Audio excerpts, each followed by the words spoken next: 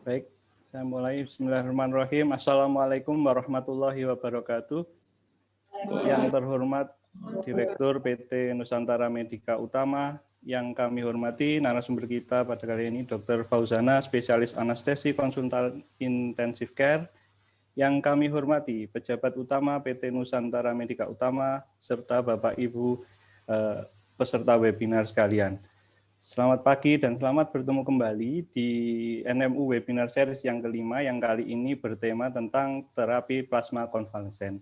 Perkenankan saya Suwargo yang akan memandu jalannya kegiatan pada hari ini dari awal hingga selesai nanti. Rasa puji dan syukur senantiasa terpanjatkan kehadirat Allah Subhanahu wa taala atas karunia kesehatan, ridho dan berkenannya sehingga pada hari ini Jumat tanggal 20 November 2020 kita bersama dapat menghadiri webinar dalam keadaan sehat walafiat. Bapak Ibu yang kami hormati, begitu banyak anugerah yang kita terima dan tidak sedikit pula tantangan yang harus kita hadapi bersama. Sebagai insan Tuhan yang senantiasa bersyukur atas karunia-Nya, sejenak mari kita menundukkan kepala bersama, mengucap doa dan harapan memohon ridho Allah Subhanahu wa taala atas kelancaran dan kesuksesan kegiatan pada hari ini. Kami mohon berkenan kepada Saudara Saka Yuliananda untuk memimpin doa.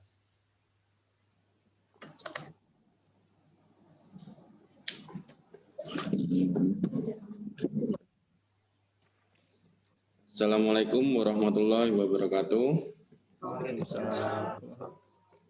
Sebelum memulai kegiatan webinar pada hari ini, marilah kita sejenak berdoa kepada Allah Subhanahu wa taala.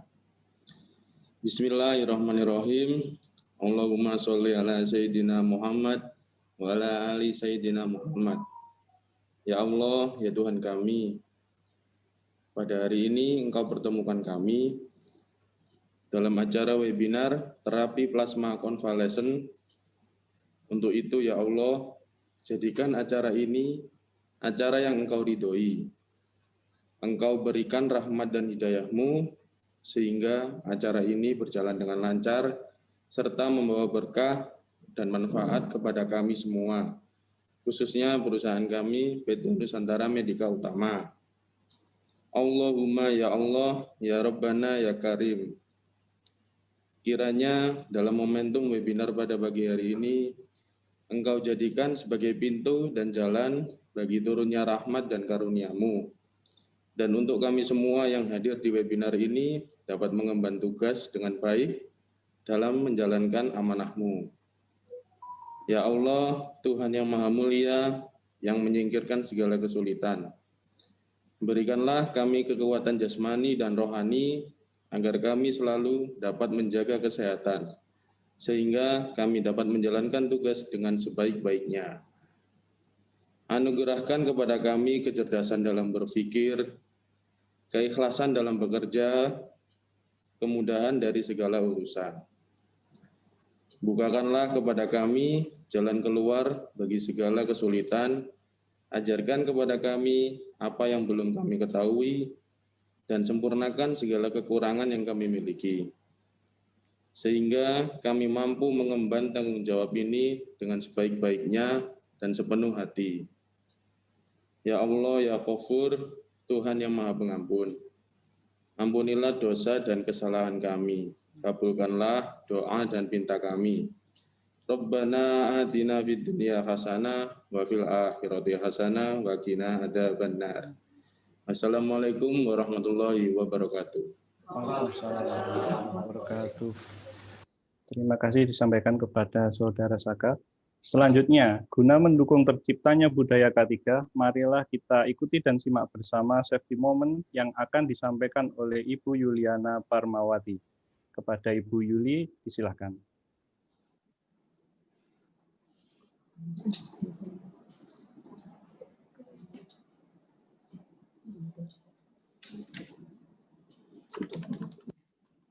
Learning from event.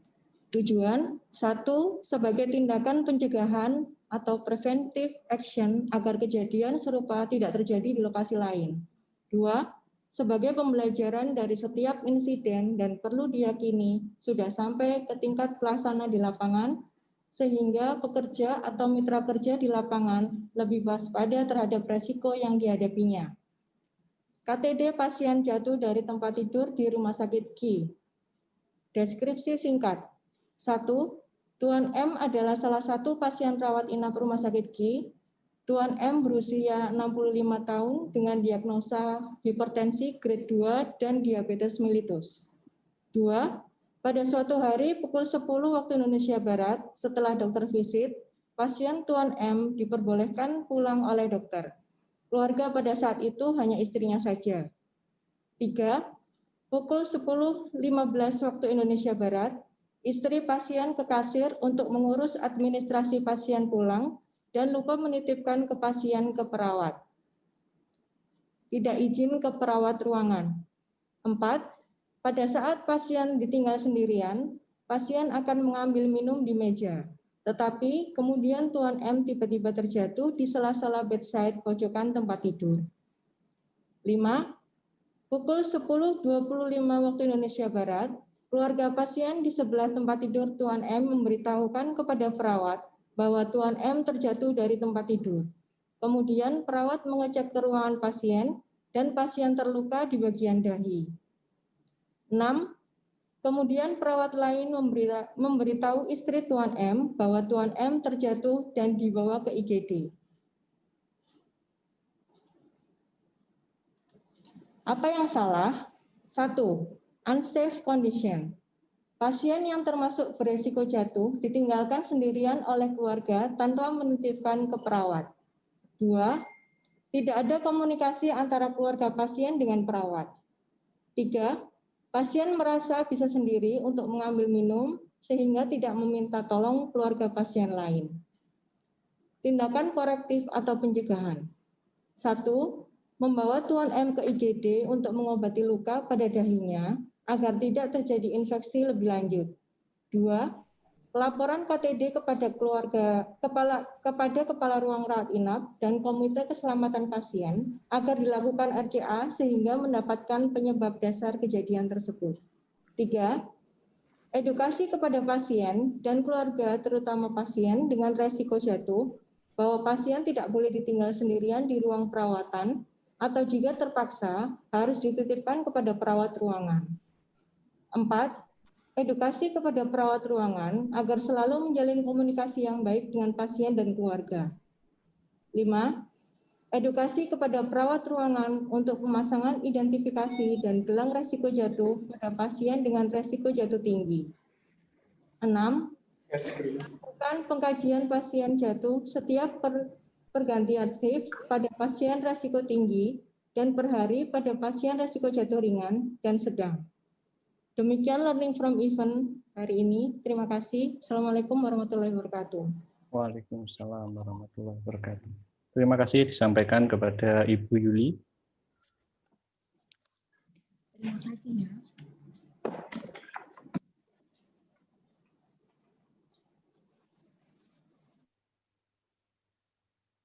Memasuki acara berikutnya, kami mohon berkenan Direktur PT Nusantara Medika Utama yang dalam hal ini diwakili Kepala Bidang Operasional Layanan untuk memberikan sambutannya. Kepada yang terhormat Dr. Wahyu Haryanto MMRS, disilahkan. Terima kasih. Assalamualaikum warahmatullahi wabarakatuh. Waalaikumsalam warahmatullahi wabarakatuh. Pak Ibu peserta webinar, tidak terasa kita sudah memasuki seri kelima webinar PTNMU ini, dan hari ini kita akan membahas terapi konvalesen dengan pemateri Dr. Fauzana, spesialis anestesi, konsultan intensif. Terima kasih Dr. Fauzana telah bersedia menjadi pemateri pada webinar hari ini. Kemudian harapan saya dengan webinar ini akan mengupgrade kompetensi terutama seluruh karyawan PTNMU ya, terutama nakesnya, karena ini berhubungan dengan pelayanan kesehatan sehingga bisa memberikan nilai tambah dalam pelayanan kita ke depan. Dan harapan nanti webinar akan tidak hanya tentang pelayanan kesehatan, mungkin tentang hal-hal lain di luar itu. Untuk kedepannya mungkin ada tentang estetika, kecantikan, mungkin 2 minggu lagi akan kita adakan tentang estetika, mungkin tentang kompetensi-kompetensi yang lain, mungkin Bapak Ibu peserta webinar ini bisa memberikan masukan atau saran materi apa yang berikutnya akan ditampilkan. Dan semoga semua peserta bisa mengikuti ini dan menerima materi dengan sebaik-baiknya dan bermanfaat. Sekali lagi saya ucapkan terima kasih Dr. Fauzana telah bersedia menjadi pemateri, dan Pak Gogot atau Dr. Swargo jadi moderator pada acara hari ini. Saya atas nama Direktur Bu Eni yang hari ini tidak bisa mengikuti acara, saya ucapkan selamat berwebinar dan semoga bermanfaat. Assalamualaikum warahmatullahi wabarakatuh. Waalaikumsalam warahmatullahi wabarakatuh. Terima kasih disampaikan kepada Dr. Wahyu Haryadi. Bapak Ibu, beberapa waktu belakangan ini kasus COVID di Indonesia semakin meningkat. Beberapa rumah sakit rujukan sudah mulai terisi penuh ruang isolasinya, dan di beberapa rumah sakit BUMN angka kematiannya masih di atas angka nasional. Salah satu terapi penyelamat yang ditetapkan oleh PT Pertamina Bina Medica IHC dalam panduannya adalah penggunaan terapi plasma konvalesen. Nah, apa dan bagaimana terapi plasma konvalesen itu? Saat ini kita telah bersama Dr. Fauzana, spesialis anestesi konsultan intensif care. Selamat pagi, dokter. Ya, suaranya belum kedengaran, dok. Ya. Selamat pagi, dokter. Ya, sudah selamat pagi. Jelas? Ya, jelas, dokter. Sedikit kita berkenalan dengan Dr. Fauzana. Beliau lahir di Pasuruan 12 Januari tahun 1978. Saat ini beliau tinggal di Jalan Argopuro, AB11, Jember. Beliau menempuh pendidikan dokter di Fakultas Kedokteran Universitas Erlangga, lulus tahun 2002, kemudian melanjutkan pendidikan spesialis anestesi juga di FK UNER, lulus tahun 2008. Selanjutnya tahun 2016 hingga tahun 2019 mengambil konsultan intensive care di FK UNER juga. Sekarang beliau adalah Kepala ICU RS Jember Klinik. Nah, sebelum kita dengarkan bersama paparan dari beliau, perlu saya informasikan bahwa webinar ini nanti akan terbagi dalam 2 sesi. Yang pertama yaitu pemaparan materi selama 20 menit, dilanjutkan sesi diskusi dan tanya jawab selama 10 menit. Bagi Bapak Ibu yang ingin mengajukan pertanyaan, dapat mengisi di kolom Q&A mulai saat pemaparan materi. Jadi waktu materi diberikan sudah bisa mengajukan pertanyaan melalui kolom Q&A. Namun yang apabila ingin bertanya secara langsung, nanti pada waktu sesi diskusi dan tanya jawab bisa mengklik tombol raise hand. Nanti bisa bertanya secara langsung. Selanjutnya, mari kita dengarkan bersama penyampaian materi kepada Dr. Fauzana. Disilakan. Terima kasih Dr. Suwargo dan Dr. Wahyu. Selamat pagi dan salam sejahtera, salam sehat untuk kita semua. Sebelumnya saya ingin berterima kasih kepada PT NMU atas kesempatan kali ini. Saya jadi lebih banyak belajar, juga kepada Rumah Sakit Jember Klinik tempat saya banyak menimba ilmu dan bekerja. Baik, dalam webinar kali ini kita akan sama-sama belajar apakah transfusi atau terapi plasma konvalesen yang selanjutnya akan disingkat dengan TPK, ya, terapi plasma konvalesen. Mulai dari definisi, cara kerja, sejarah, dan beberapa studi yang terkait. Kemudian tentang pedoman transfusi TPK, ini saya ambil dari penata laksanaan terapi plasma konvalesen bagi pasien COVID yang digagas Dr. Monica dan kawan-kawan.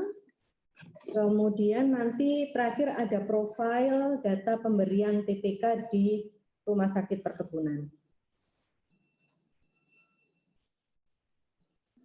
Baik, kenapa terapi plasma konvalesen ya? Jadi karena selama ini kita semua mengalami bahwa terapi standar pada COVID seringkali tidak memberikan hasil yang memuaskan. Beberapa pasien berada dalam kondisi yang makin berat dan kritis, sehingga muncullah terapi-terapi alternatif, terapi tambahan. Ada beberapa terapi tambahan selain terapi plasma konvalesen, mulai dari mungkin beberapa saat yang lalu banyak penggunaan tocilizumab atau inhibitor interleukin 6, kemudian ada juga penggunaan IVIG atau Gamaras, tetapi terapi-terapi itu bukan terapi standar, terapi tambahan yang efektivitasnya masih merupakan perdebatan, masih dalam fase penelitian yang hasilnya kadang-kadang conflicting ya. Ada yang mengatakan ada perbaikan, ada yang mengatakan tidak ada perbedaan bermakna antara terapi tambahan dan terapi standar. Okay, next. Per definisi, terapi plasma konvalesen adalah pemberian plasma dari orang yang sembuh ke pasien yang lainnya yang dalam masa pengobatan untuk infeksi yang sama. Jadi bukan untuk profilaksis. Next. Jadi plasma yang dimaksud adalah jika whole blood ini dilakukan sentrifugasi, maka ada 3 lapisan. Yang lapisan paling bawah adalah eritrosit, yang kemudian di tengahnya ada bavicode, itu mengandung leukosit dan platelet, dan sisanya adalah plasma, ini yang kemudian akan diberikan kepada resipien. Perlu diketahui bahwa plasma ini mengandung air, elektrolit, dan berbagai macam protein, tapi tidak mengandung platelet ya. Next. Baik, ini adalah timeline munculnya imunoglobulin terhadap respon infeksi. Ada window period, kemudian ada fase infeksi dan fase konvalesen. Titik nol ini adalah saat virus masuk ke dalam tubuh, diawali dengan fase asimptomatik, kemudian imunoglobulin M akan diproduksi pada hari ke-7. Pasien akan bergejala ringan, sedang, berat, kemudian akan membaik, biasanya pada setelah hari ke-14. Jadi peaknya ini pada hari ke-13, 14, sampai 15, ini pada sebagian besar orang ya. Sehingga perlu hati-hati pada periode ini. Imunoglobulin M juga peaknya pada hari ke-14 setelah virus masuk, kemudian akan menurun. Imunoglobulin G akan mulai diproduksi pada hari ke-14 dan akan bertahan lama di dalam sirkulasi darah. Jadi pada saat pasien sudah gejala minimal sampai sembuh, kemudian imunoglobulin G-nya dalam kondisi sedang tinggi-tingginya, ini adalah fase konvalesen. Jadi pada saat inilah donor bisa memberikan plasmanya untuk terapi pada pasien yang lain.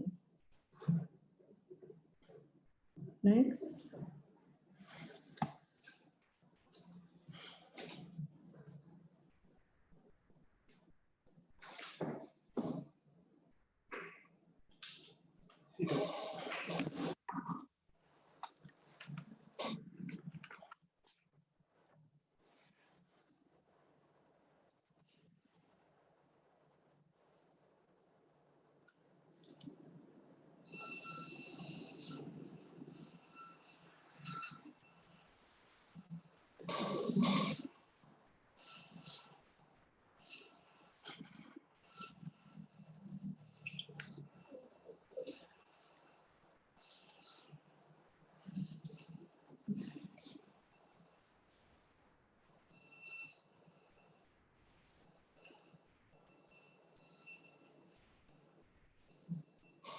Mohon maaf, ini ada sedikit masalah.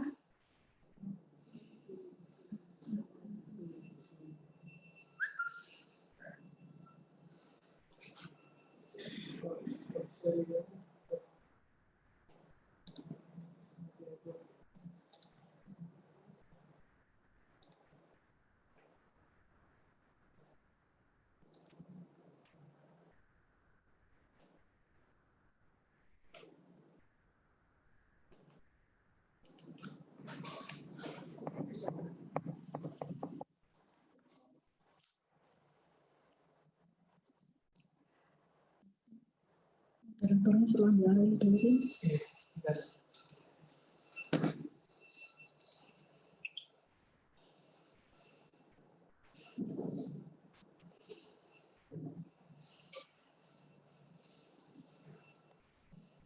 Ulang dari pertama lagi.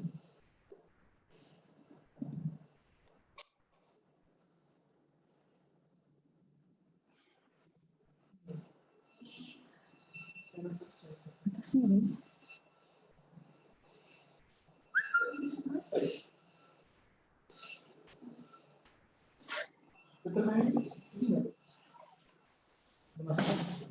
Mas ini kok nggak bisa next ya?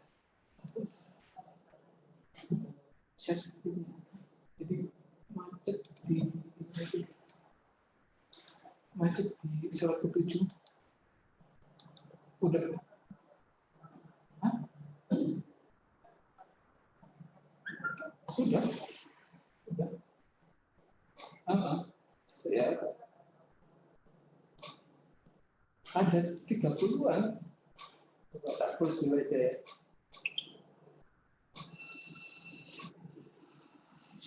Ini dulu mari. Nggak usah di share screen langsung, ini bisa nggak? Iya, iya.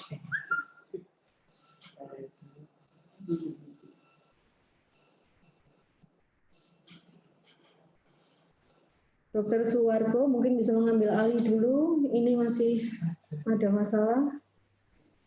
Oh begitu. Gimana, Dok? Iya.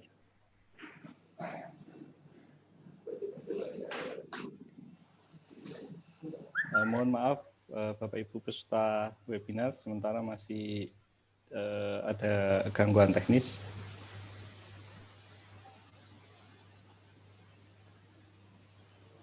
Mungkin diambil alih pusat ininya, IT pusat materinya.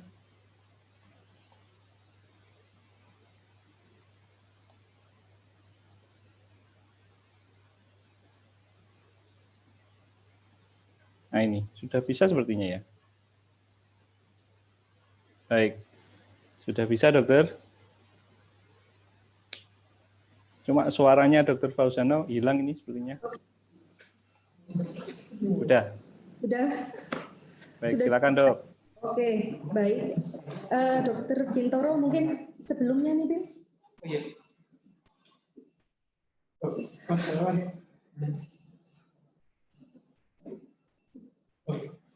Oke, jadi plasma konvalesen yang diberikan itu bukan hanya mengandung antibodi, tetapi juga mengandung sitokin antiinflamasi. Yang ini juga nanti bermanfaat sebagai imunomodulator.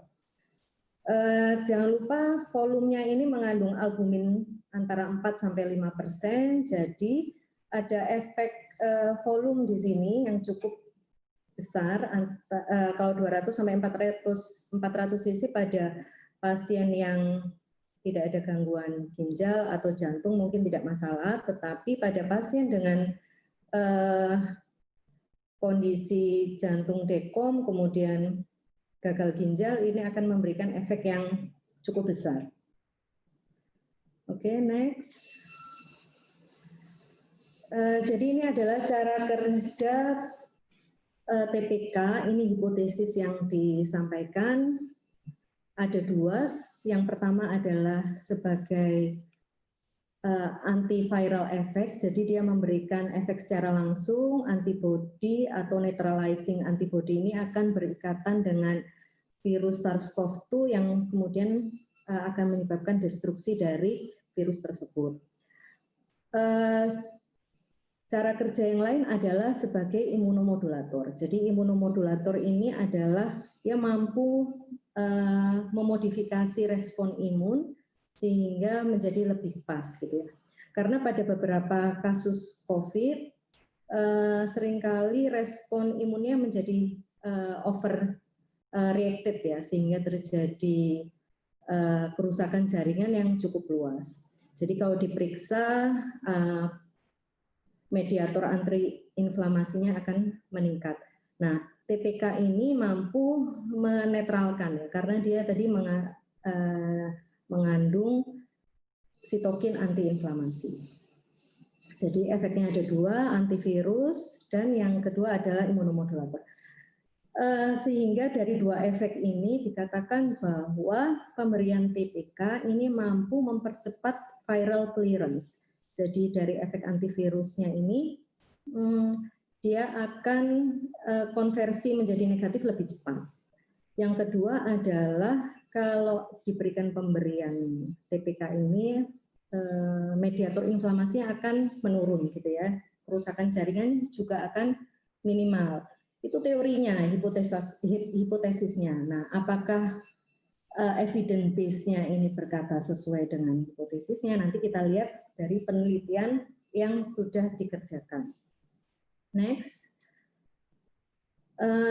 TPK ini bukan sesuatu yang baru, terapi ini sudah ada sejak zaman dahulu, bahkan dikatakan pada flu Spanyol tahun 1918 ini sudah digunakan.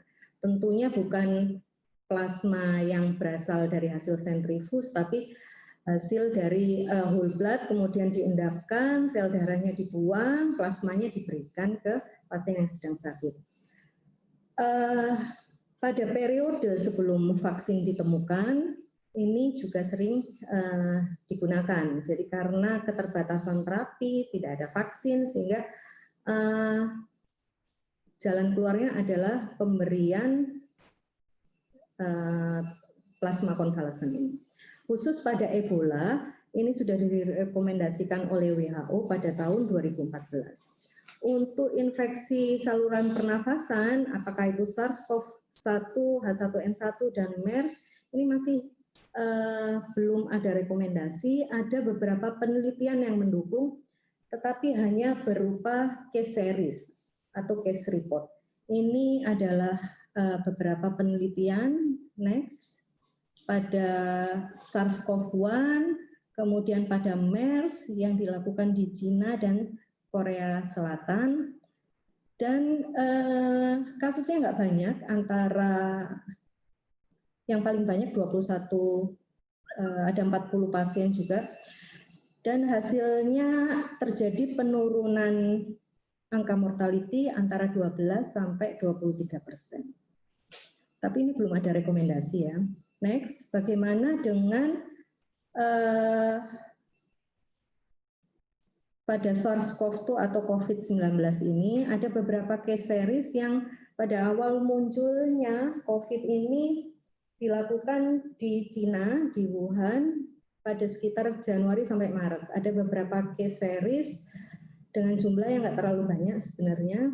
Kemudian volume yang dimasukkan bervariasi antara 200 sampai 400, tapi ada juga yang sampai 2.400 cc diberikan dalam 8 kali pemberian. Hasilnya memang dikatakan ada perbaikan secara klinis, kemudian viral clearance-nya juga lebih cepat, dan angka mortality-nya menjadi lebih turun. Nah, karena ini hanya berupa case series, maka bobotnya ini masih sangat ringan ya, belum layak untuk diterapkan. Next. Oke, ini contohnya penelitian di Wuhan terhadap 6 pasien. Ini case series ya. Next. Kalau melihat kondisi pasiennya, ini ada pasien 1 sampai pasien 6, 3 pasien laki-laki dan 3 pasien perempuan dengan usia yang bervariasi antara 28 sampai 75. dikatakan pemberian TPK ini kalau berdasarkan datanya ini ya ada perbaikan secara radiologik, simptom, kemudian tetapi kalau dilihat ini bukan pada COVID yang sedang berat ya, mungkin hanya COVID ringan karena kalau dilihat di sini tidak ada limfopeni, kemudian ada yang tidak menggunakan oksigen meskipun ada gambaran radiologi awal itu ada GGO dan konsolidasi. Tapi secara umum sepertinya pasiennya masih dalam kondisi yang baik. Next, ini ada penelitian yang lebih besar. Ini RCT dilakukan di India, melibatkan 400 sekian pasien ya.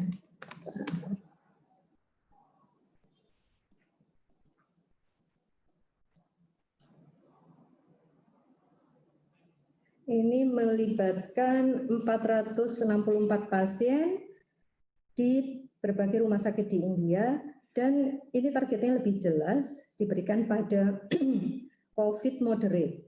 Jadi bukan COVID ringan, bukan COVID berat, COVID moderate yang ditandai dengan PF rasio PaO2 dibagi FiO2 antara 200 sampai 300. Ini ARDS sedang, kemudian RR-nya lebih dari 24, saturasi di udara bebas 93%. Kemudian dilihat hasilnya, outcome utamanya adalah mortality rate 28 hari setelah penelitian.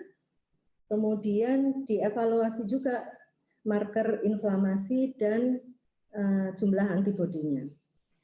Oke, kita lihat hasilnya tidak begitu menyenangkan ya. Jadi yang ungu itu adalah standard care. Standard care-nya India sama seperti kita. Kemudian yang orange itu adalah standard care plus TPK. Kemudian dihitung pada hari ke-0, dievaluasi pada hari ke-0, hari ke-3, dan hari ke-7. Dicek serum ferritinnya, CRP, kemudian laktat, dan D-dimer. Hasilnya antara kontrol dan yang dilakukan intervensi tidak terlalu banyak perubahan. Yang garis tebal ini adalah mediannya. Untuk semua marker inflamasi di sini dan juga pada hari ke-0, 3, dan hari ke-7. Ya, nggak terlalu banyak berbeda, memang terjadi sedikit penurunan ya kalau per harinya, tapi antara kontrol dan intervensi tidak terlalu banyak berbeda. Next, begitu juga dengan neutralizing antibody, titer. Jadi diperiksa pada hari ke-0, kurang lebih sama, 3, pos pemberian TPK sama, hari ke-7 juga sama.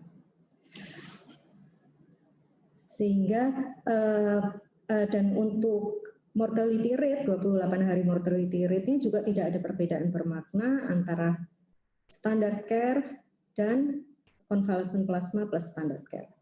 Jadi kesimpulannya memang meskipun tanpa ada perbaikan ya di konklusinya itu meskipun tanpa ada perbaikan tetapi secara lab dan mortality rate tidak terlalu berbeda, tidak ada perbedaan bermakna. Next, sehingga yang menjadi PR sebenarnya berapakah titer antiviral neutralizing antibody yang efektif, kemudian mungkin waktu optimal untuk pemberian TPK dan pada COVID severity level mana yang hasilnya bisa bagus gitu ya. Untuk di Indonesia sendiri ada penelitian RCT juga yang disponsori oleh Kemenkes. Ini di 10 rumah sakit di Jawa, Sumatera, dan Sulawesi. Hasilnya belum keluar, nanti mungkin dalam beberapa bulan akan ada hasilnya. Mungkin kita bisa belajar dari RCT tersebut. Next. Oke, ini pedoman transfusi plasma konvalesen yang saya ambil dari tata laksana plasma konvalesen bagi pasien COVID dari Dr. Monica dan kawan-kawan. Next. Jadi pasien siapa saja yang bisa menerima TPK. Jadi meskipun TPK ini efektivitasnya masih dipertanyakan, tetapi setidaknya dia aman ya. Sehingga mungkin bisa dicoba pada pasien yang sudah confirm, kemudian indikasinya pada pasien berat dan kritis. Jadi ini adalah yang utama. Karena jumlah TPK yang tidak begitu banyak ya. Jadi kita harus lebih selektif dalam pemberian ke pasien supaya ada hasilnya lebih terlihat gitu ya.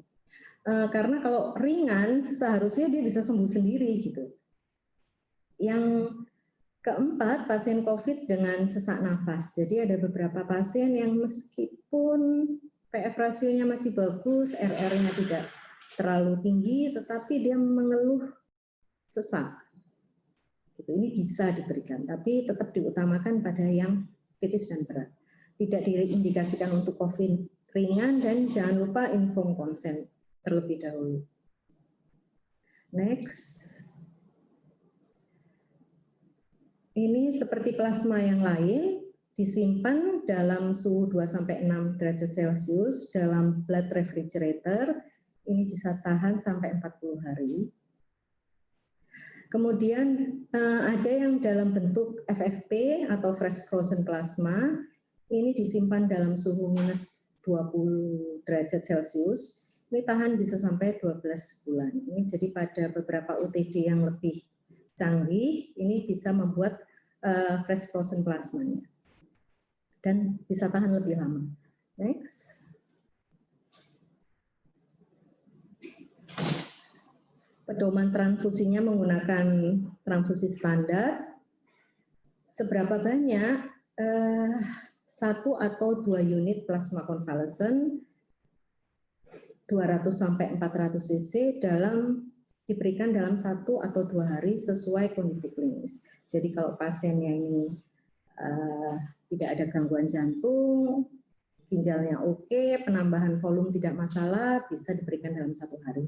Tetapi kalau dia udah kompromis, ada dekom, ginjalnya bermasalah, mungkin bisa diperpanjang 1 sampai dengan 2 hari. Ini dosis pada anak 10 cc per kilogram berat badan. Kalau pada dewasa 200 sampai 400 cc. Next. Bagaimana kecepatan transfusinya? Seperti transfusi yang lain pada dasarnya. Pada awal-awal diberikan lambat, karena kita mau cek apakah ada reaksi transfusi, terutama dalam 15 sampai 20 menit pertama. Jadi ini sebenarnya bisa dilakukan di mana aja, di ruangan, tetap dengan monitor biasa. Kemudian jangan lupa anamnesa. Kalau pasien sudah mengeluh ada reaksi transfusi, apakah itu gatal, sesak, atau urtikari, atau kemudian perubahan hemodinamik, segera di stop. Sehingga di awal-awal ini harus dalam observasi. Proses transfusinya diselesaikan dalam 1-4 jam.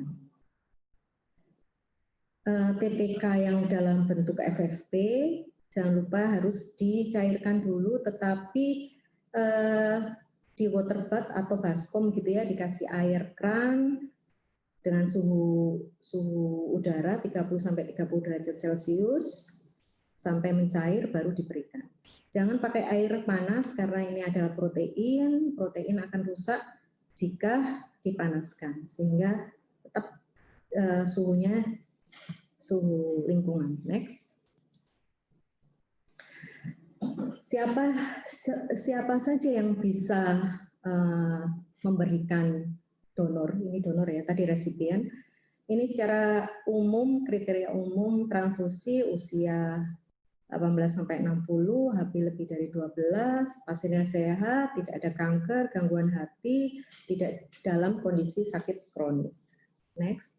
Ini kriteria khususnya dia harus terdiagnosa confirm COVID-19. Jadi bukan hanya rapid, tetapi RT-PCR-nya sudah positif, kemudian dia sembuh, hasil evaluasinya negatif, nah baru 14 hari dia tanpa gejala baru bisa melakukan donor. Laki-laki lebih dipilih, kalau perempuan boleh tapi yang belum pernah hamil karena ada HLA antigen pada wanita hamil yang tidak bisa diberikan, beresiko lah ya. Kemudian hasil swab, PMI akan melakukan hasil swab ulang dan dikatakan negatif, kemudian dicek titer antibodinya, kalau lebih dari 1:320 maka bisa masuk ke dalam kriteria donor. Next. Ini screening secara umum sama seperti transfusi yang lain, identifikasi golongan darah, screening infeksi menular lewat transfusi darah atau IMLTD, apakah itu HIV, HBV, HCV, dan sifilis. Interval minimal donor plasma parensis adalah 14 hari. Jadi kalau mau donor ulang bisa, tapi lewat screening awal lagi. Jadi dicek titer imunoglobulin, dicek swab ulang, dan jika masih tinggi titer antibodinya bisa memberikan plasmanya kembali.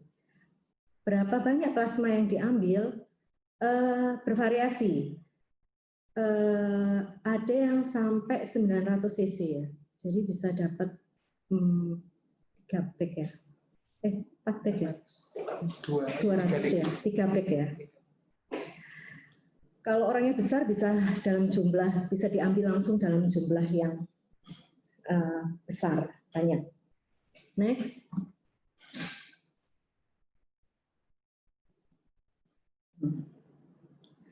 Oke, bagaimana dengan efek sampingnya?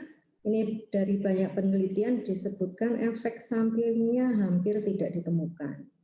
Ya, jadi setidaknya ini aman meskipun efektivitasnya masih dipertanyakan. Next. Ini adalah profil pemberian TPK di Rumah Sakit Perkebunan. Jadi kita mulai transfusi TPK itu kurang lebih 1,5 bulan yang lalu. Kemudian kita kumpulkan datanya dan kita buat profilnya. Jadi ada 10 pasien yang sampai sekarang menerima TPK. 10 pasien, dari 10 pasien itu 3 pasien dengan gejala sedang, sisanya dengan gejala berat. Dengan gejala sedang dia sembuh total, dengan gejala berat ini 4 pasien, 2 pasien dengan HFNC dan 2 pasien dengan ventilator, ini sembuh, 3 pasien yang lain meninggal. Next. Nah, ini profil per pasiennya. Jadi ini yang pertama laki-laki 34 tahun dengan obes, BMI-nya 33, obes grade 1 ya. Ini adalah karyawan rumah sakit, para perawat ICU Rumah Sakit Perkebunan dengan ARDS berat. TPK yang dimasukkan 3 kali 200 cc dengan interval 1 hari, diberikan oksigen dengan high flow nasal kanul selama kurang lebih 10 hari. Terapi yang lain adalah remdesivir. Pasien sembuh dan sekarang sudah bekerja di ICU kembali. Pasien yang kedua, wanita dengan tanpa komorbid dengan ARDS berat, ini dari Banyuwangi. TPK yang diberikan 1 kali 200 cc, ini pasien awalnya dengan HFNC, kemudian memburuk, akhirnya diintubasi. Pasien kemudian sembuh setelah perawatan berapa hari? Hari ke-10 ya, hari ke-10 perawatan.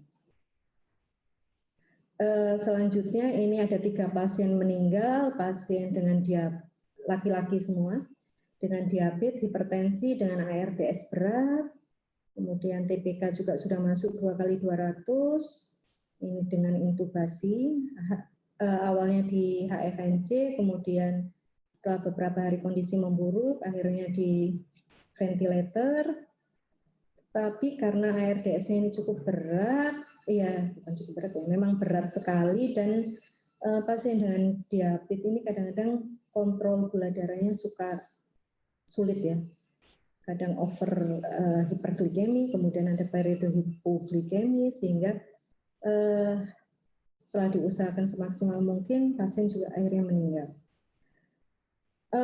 Pasien yang lain ini wanita 58 tahun dengan ARDS berat juga, HFNC gagal, intubasi, pasien sembuh. Next.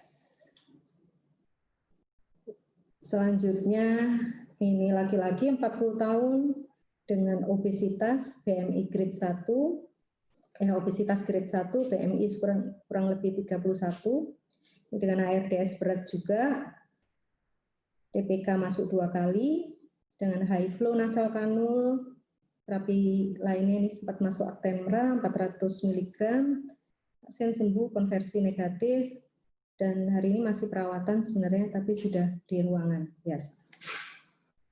Pasien yang lain ini adalah pasien dengan ARDS ringan sedang, ini COVID sedang ini sebenarnya ya, diberikan 2x200 dan hasilnya bagus. Nah ini sebenarnya profil biasa saja, sebenarnya kalau untuk penelitian kan harus dibandingkan dengan kontrol. Apakah sebelum pemberian TPK mortalitasnya lebih tinggi? Enggak juga ya, kurang lebih mungkin dengan TPK ini lebih turun dikit lah ya, cuman mungkin nanti kita harus bikin datanya. Pada beberapa pasien sebelum ini juga dengan terapi standar, bahkan intubasi bisa sembuh juga gitu ya. Jadi intinya kalau ada TPK bisa diberikan sebagai terapi tambahan, tetapi ingat bahwa karena ini jumlahnya terbatas, lebih diprioritaskan pada pasien yang kira-kira susah sembuh gitu ya. Misalnya sudah COVID sedang berat atau kritikal, kemudian dengan komorbid, sehingga manfaatnya bisa lebih optimal. Kalau pasien ringan, seharusnya nggak usah diberikan karena dia akan sembuh sendiri gitu ya. Jadi ini anggap aja sebagai tentara tambahan gitu ya pada sebuah medan perang. Kalau dia tentara di dalamnya dia sudah cukup kuat, nggak perlu tambahan gitu. Tapi jika dia kondisinya berat dan membutuhkan imunoglobulin siap pakai gitu ya, mungkin bisa ditambahkan. Begitu Dr. Suwarko, mungkin bisa jika ada pertanyaan. Baik, terima kasih banyak Dr. Fauzana atas penyampaian materinya yang cukup jelas dan membuka wawasan kita semuanya terkait bagaimana sebenarnya terapi plasma konvalesen ini.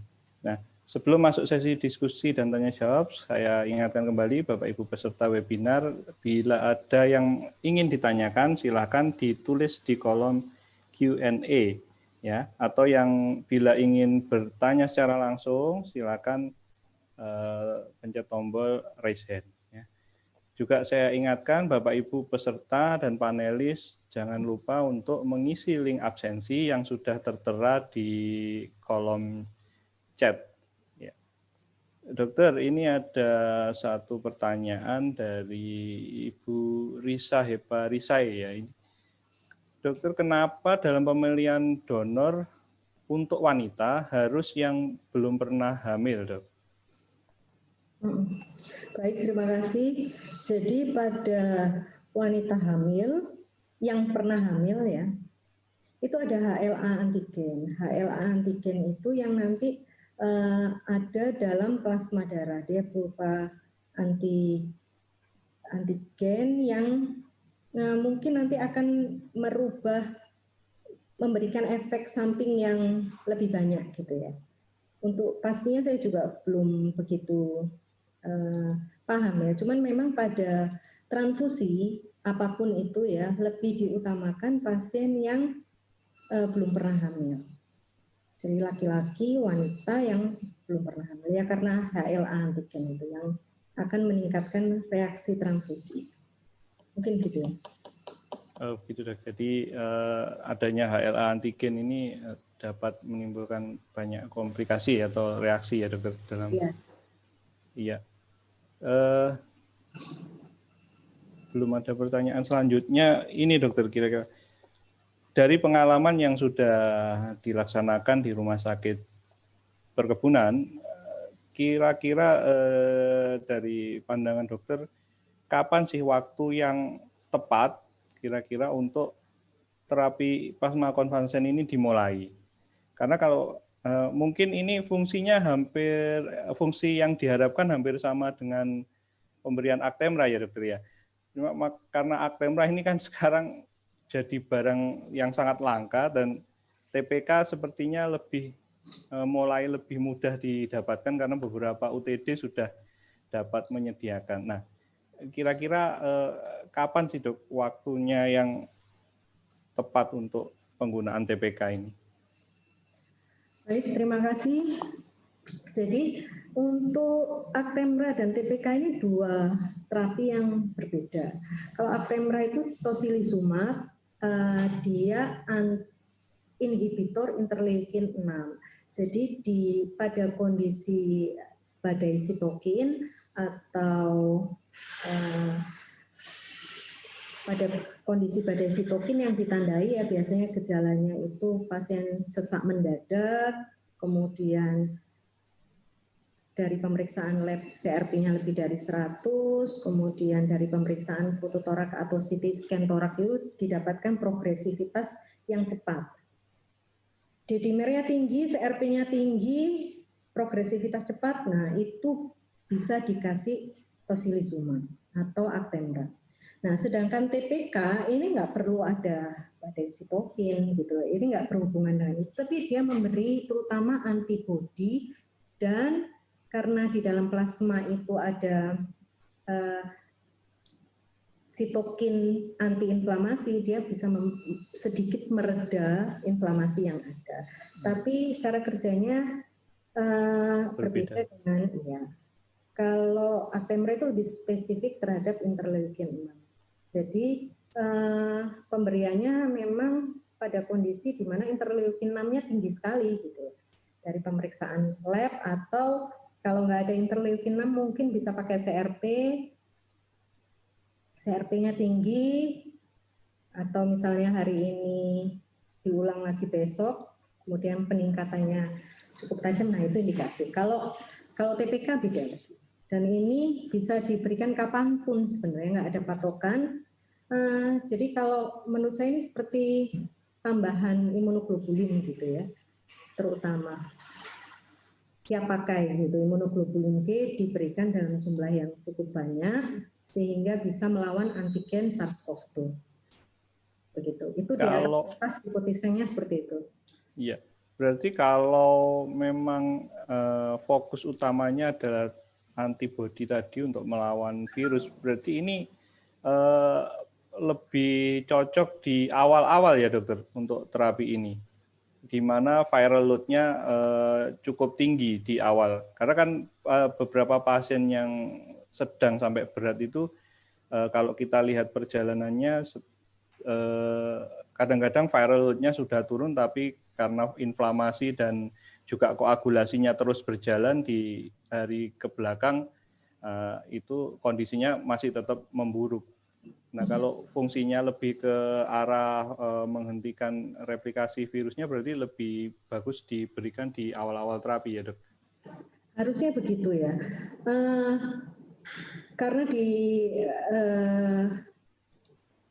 awal viral load-nya tinggi, diberikan tambahan terapi gitu ya, tambahan imunoglobulin. Tetapi yang menjadi masalah, kalau di awal diberikan, sebenarnya apakah host itu tidak mampu gitu ya mengatasi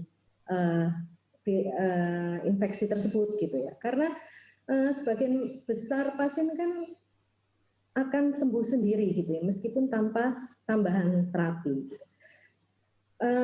Sehingga mungkin pemilihan pasien dan timingnya tadi yang menjadi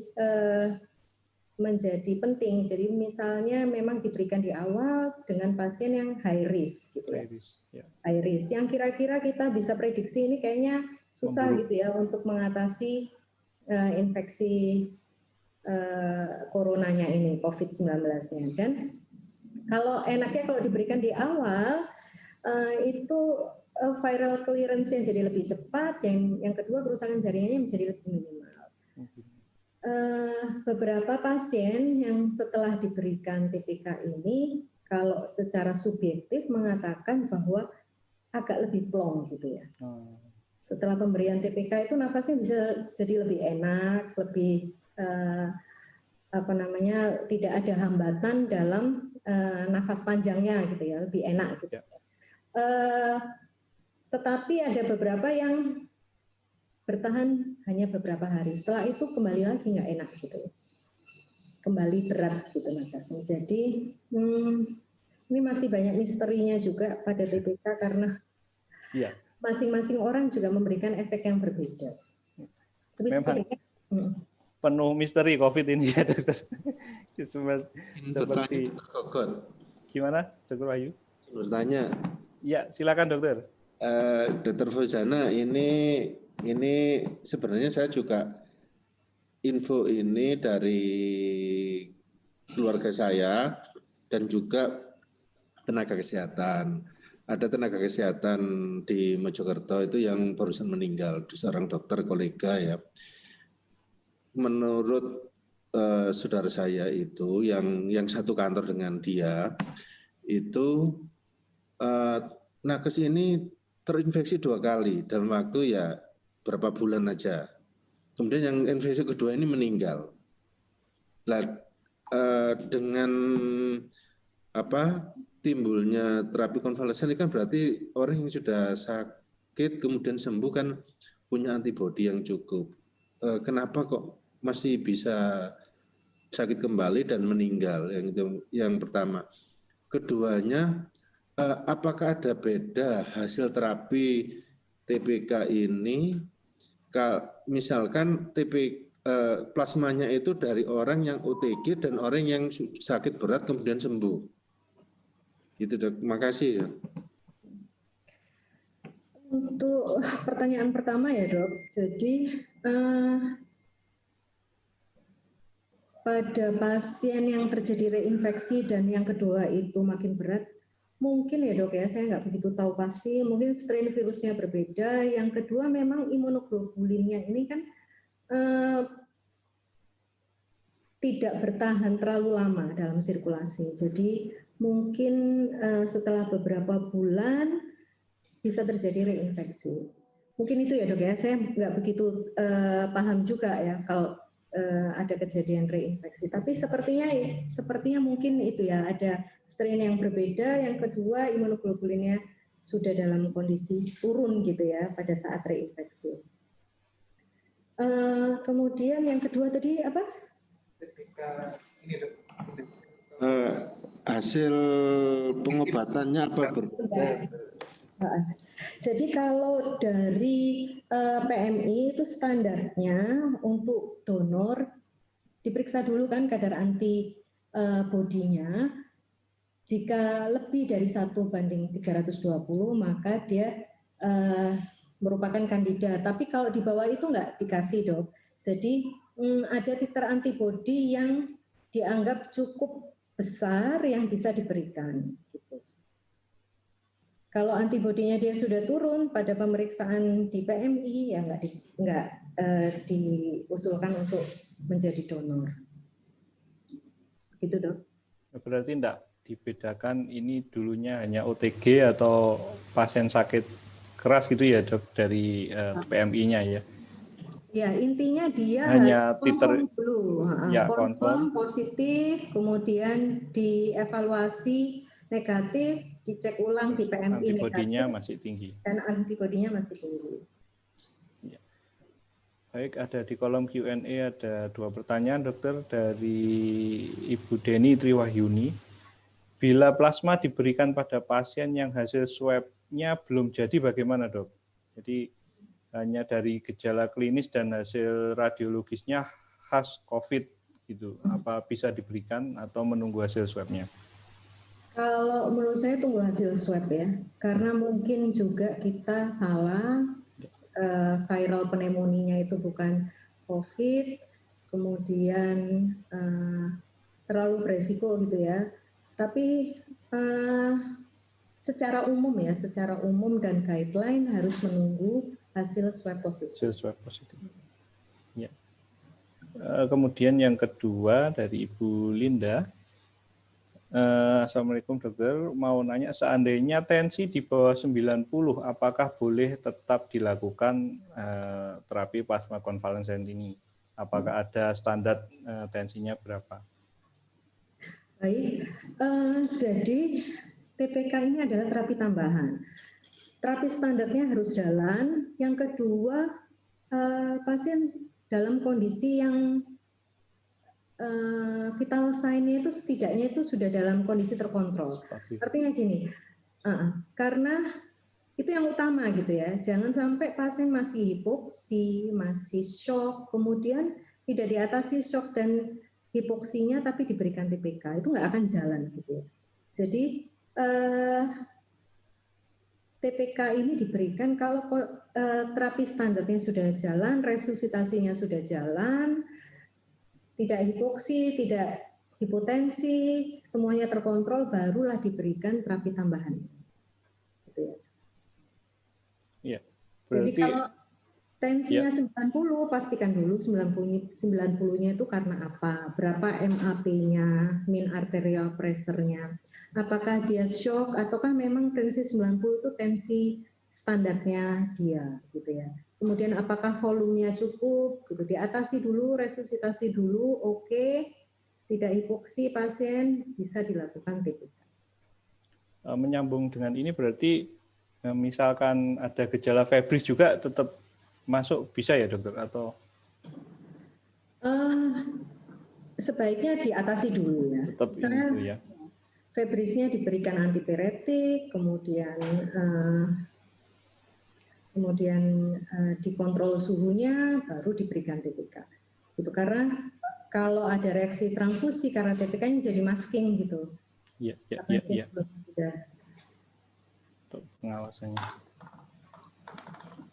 Oke, Bapak Ibu, silakan bila masih ada pertanyaan bisa ditulis di kolom Q&A atau mau bertanya secara langsung, silakan diklik tombol raise hand. Dan jangan lupa juga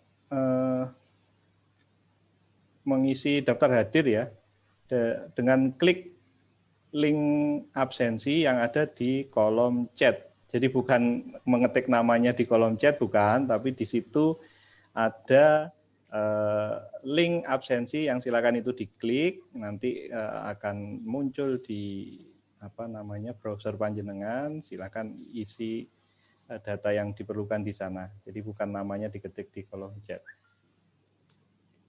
Baik, Bapak Ibu, masih adakah yang ingin bertanya?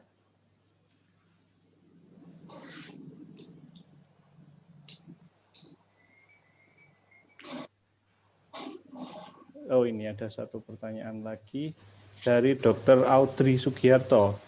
Selamat pagi Dr. Fauzana, mohon izin bertanya, apakah ada pengaruh pemberian TPK terhadap penyakit komorbid yang ada?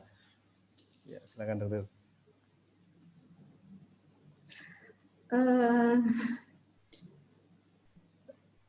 Begini ya, jadi TPK itu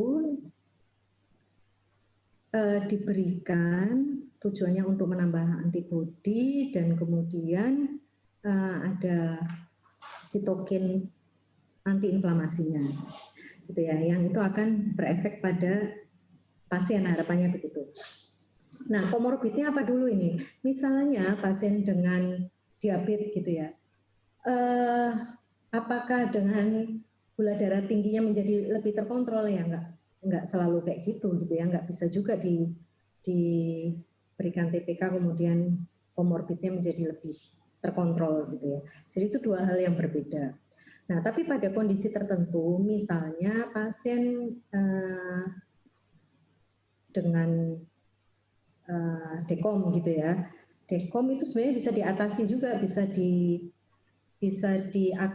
diakali dengan pemberian furosemid, diuresis supaya efek volumenya itu menjadi tidak membebani jantung.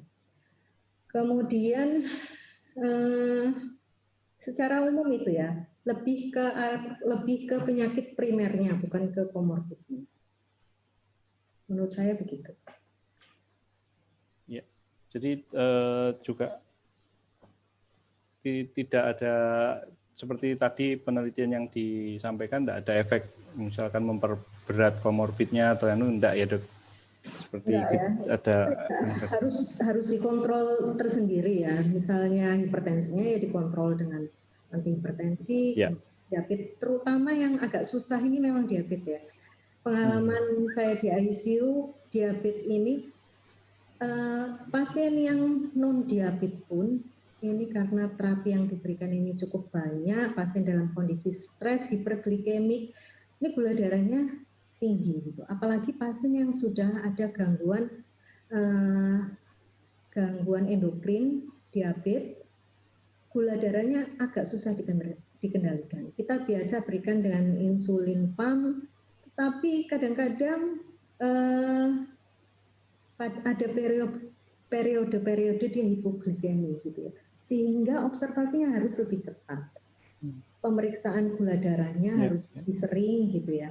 Jadi naik turunnya gula darah ini memang menyulitkan selama terapi. Di samping itu juga gula darah yang tinggi itu mudah terjadi infeksi sekunder. Pada terapi COVID yang berat, sedang berat, ini kan kita memberikan imunosupresan ya, pakai steroid, methylprednisolone atau Dexa, yang itu menyebabkan gula darahnya makin tinggi gitu ya. Sehingga kontrolnya harus lebih hati-hati, lebih baik gitu. Terima kasih. Kemudian ada pertanyaan lagi dok dari Dr. Anggi Rumah Sakit Gadul Mojokerto. Untuk pemberian TPK ini idealnya berapa kali ya dokter?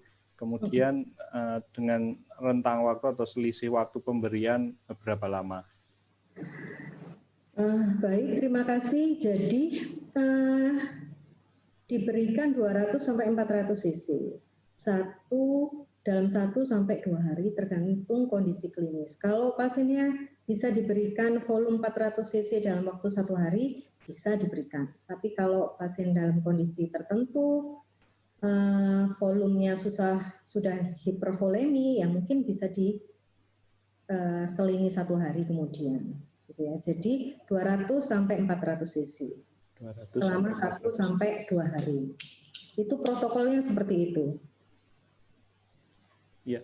Kemudian tadi dokter sampaikan dengan pemberian TPK ini ada yang merasa plong gitu ya, tapi nggak bertahan lama. Nah, kira-kira bisa diulang lagi enggak dok? Dari setelah pemberian 1 dosis itu tadi? Kalau dari beberapa case series di Cina itu memang bisa diulang gitu ya.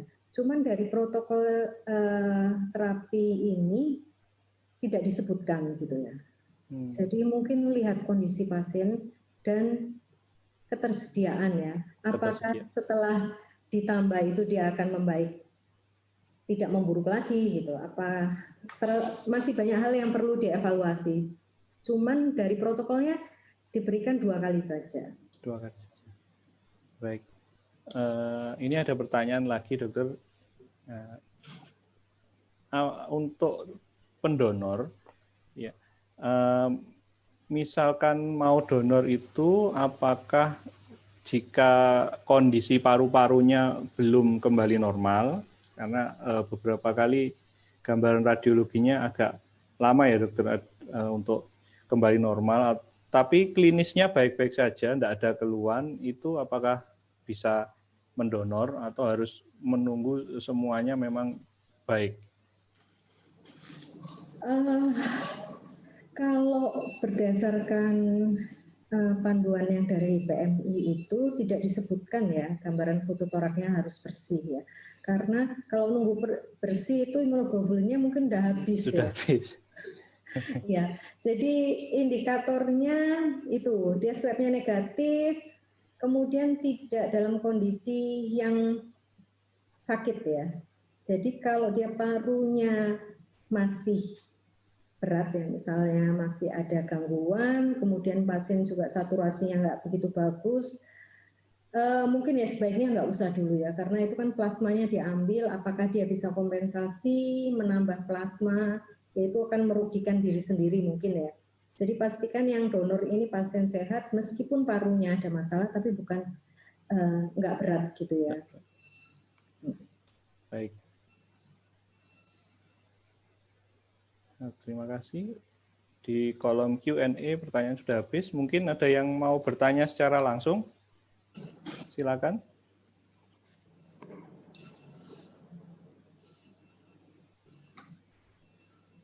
Adakah yang mau bertanya secara langsung?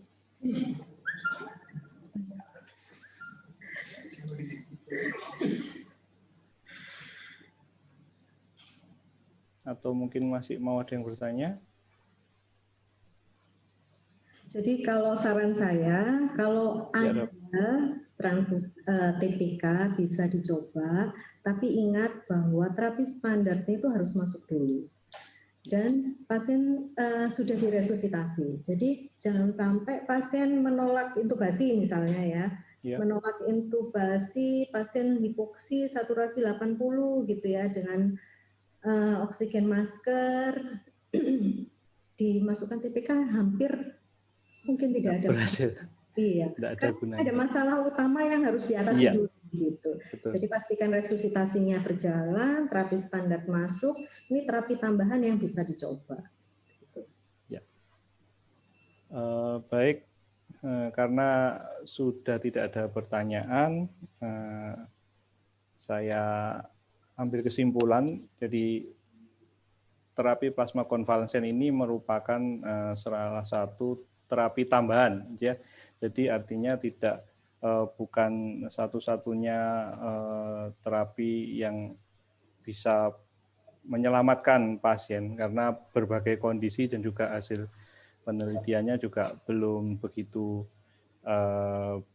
terdapat perbedaan bermakna, namun dapat tetap diberikan pada kondisi-kondisi sedang hingga berat. Nah, sebaiknya untuk kondisi yang sudah sedang berat bisa diberikan di awal karena memang fungsi utamanya untuk clearance virusnya. Jadi selain plasma konvalesnya diberikan, terapi utama dan terapi resusitasinya harus tetap berjalan. Kalau misalkan tadi disampaikan Dr. Fauzana untuk pemasangan ventilator atau intubasi menolak, ya tidak ada gunanya diberikan. Jadi tidak perlu diberikan, eman-eman nanti ya PMI-nya kepake, tapi ya karena pernafasannya nggak bisa tertolong, ya nanti juga hasilnya kurang baik. Itu terima kasih banyak Dr. Fauzana atas waktu dan materinya. Nanti kapan-kapan berjumpa lagi, Dokter. Terima kasih, Dok. Ya, sebelum saya tutup, mungkin ada sesi foto bersama, enggak, panitia?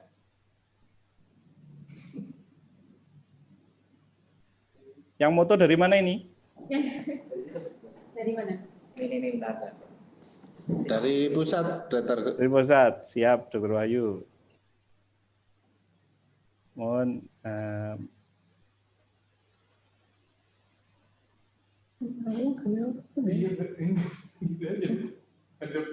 bentar dok, foto bersama secara online.